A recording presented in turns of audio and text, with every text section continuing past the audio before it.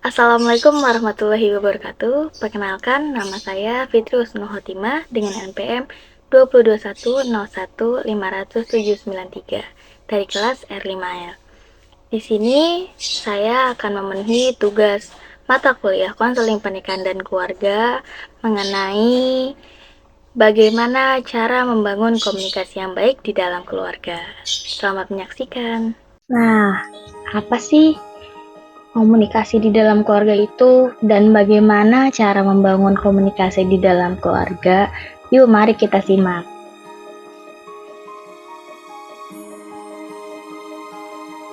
Nah, sebelumnya kalian tahu gak sih apa itu komunikasi keluarga? Tapi sebelum kita tahu komunikasi keluarga itu, komunikasi itu apa sih? Komunikasi itu proses pertukaran, penyampaian, ataupun pemberian ide atau informasi dari satu pihak ke pihak yang lainnya. Nah, dalam konteks ini, komunikasi di dalam keluarga.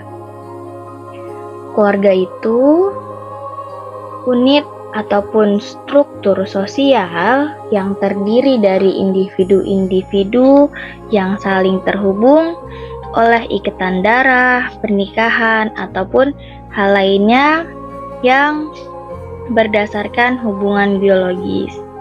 Keluarga ini biasanya melibatkan interaksi, dukungan emosional, dan saling ketergantungan antar satu sama lain. Nah, fungsinya keluarga ini perlu adanya identitas individu, terus ada untuk pembentukan kebutuhan dasar, terus ada pemberian norma-norma ataupun aturan untuk ke generasi berikutnya. Nah, kalau komunikasi keluarga apa sih gitu? Komunikasi keluarga itu proses pertukaran ide atau informasi dan emosi antar anggota keluarga. Nah, hal ini tuh komunikasinya melibatkan interaksi verbal dan nonverbal yang mana terjadi di keluarga.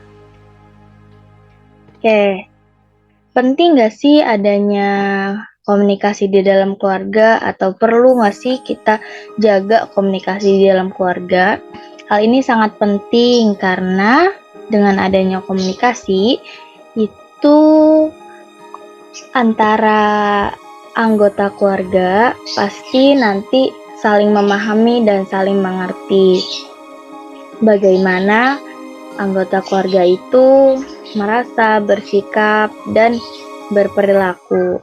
Nah, kemudian komunikasi yang positif dan komunikasi yang terbuka itu di dalam keluarga bisa mencapai pemberian dukungan positif di dalam keluarga itu. Nah, makanya dengan adanya dukungan positif itu bisa mencegah terjadinya stres ataupun cemas berlebihan dari individu di dalam keluarga tersebut.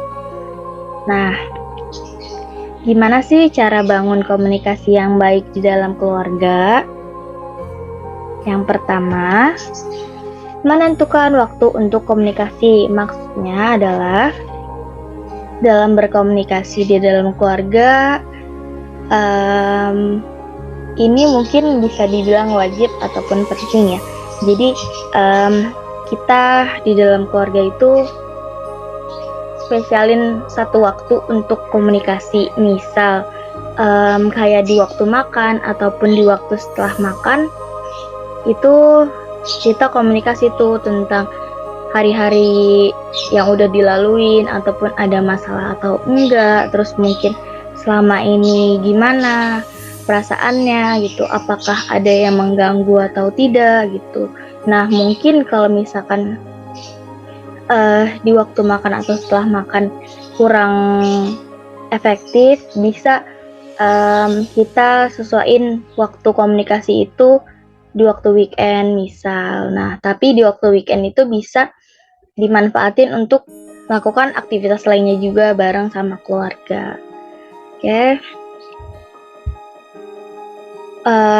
Menentukan waktu komunikasi ini bisa menjamin adanya komunikasi yang baik, karena dengan adanya hal rutin yang dilakuin, salah satunya komunikasi terus di waktu setelah makan, di waktu santai di rumah gitu. Nah, ini bisa membangun adanya komunikasi yang baik di dalam keluarga. Kemudian yang kedua, selalu aktif mendengarkan satu sama lain. Nah, selalu aktif mendengarkan satu sama lain ini maksudnya gimana sih gitu kan? Maksudnya adalah dalam kehidupan sosial kita namanya manusia, pasti nggak luput dari permasalahan ataupun kejadian-kejadian yang emang buruk bagi kita gitu. Nah, kita perlu nih sharing ataupun cerita ke orang lain, khususnya keluarga. Nah, kalau misalkan cerita, pasti maunya didengerin dan pasti maunya diperhatiin baik-baik kalau misalkan lagi ngomong. Nah, makanya untuk menjaga adanya komunikasi yang baik di dalam keluarga, itu harus sama-sama saling ngerti dan saling paham untuk selalu dengerin kalau misalkan ada yang ngomong, atau kalau misalkan ada yang ingin cerita gitu. Jadi kita harus sama-sama saling ngedengerin satu sama lain di dalam keluarga. Kemudian yang ketiga, membangun suasana terbuka. Maksudnya apa sih membangun suasana terbuka ini? Maksudnya adalah membangun situasi ataupun kegiatan yang mana tidak ada kebohongan, tidak ada rahasia-rahasia yang diberikan kepada keluarga. Jadi membangun suasana terbuka ini dengan cara komunikasi yang baik, terus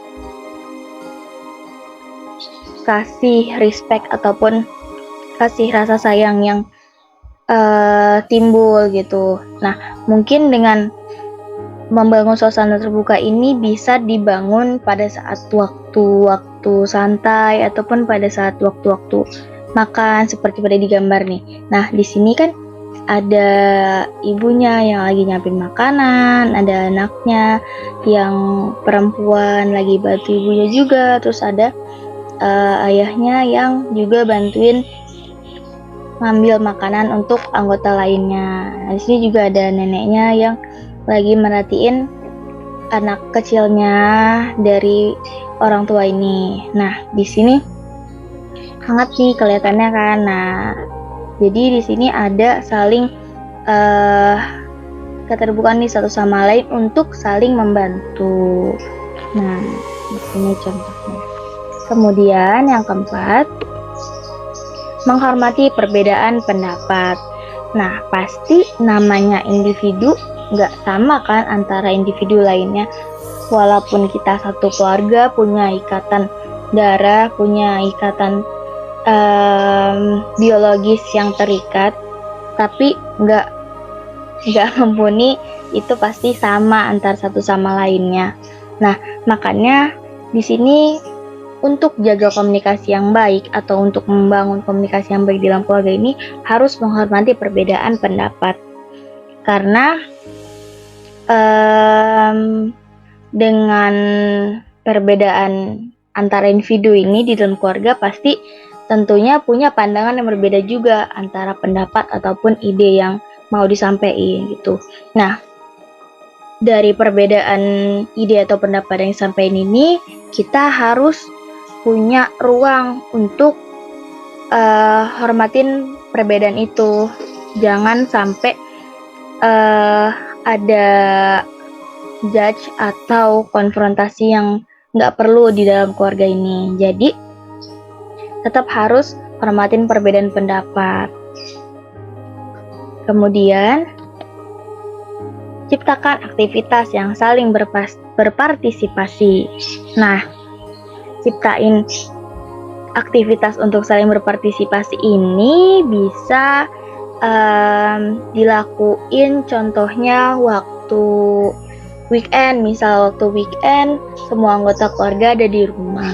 Nah, itu bisa melakukan kerja bakti bareng di rumah, terus bisa masak-masak bareng, terus bisa saling ngebantu satu sama lain, kayak misal anggota keluarga yang satu, anak atau misalkan kakak atau adik dalam keluarga tersebut punya tugas. Nah, sebagai orang tua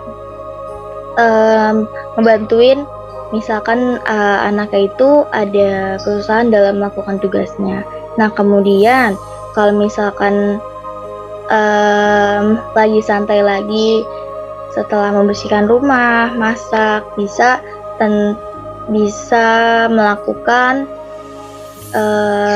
ngobrol bareng di dalam ruang keluarga, atau bisa disandingkan juga dengan nonton film bareng untuk menambah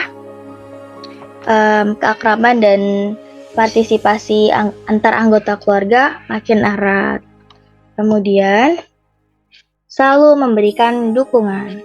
Nah, ini penting juga nih, untuk ngejaga komunikasi yang baik itu nggak lepas dari adanya dorongan ataupun dukungan antara satu sama lain di keluarga.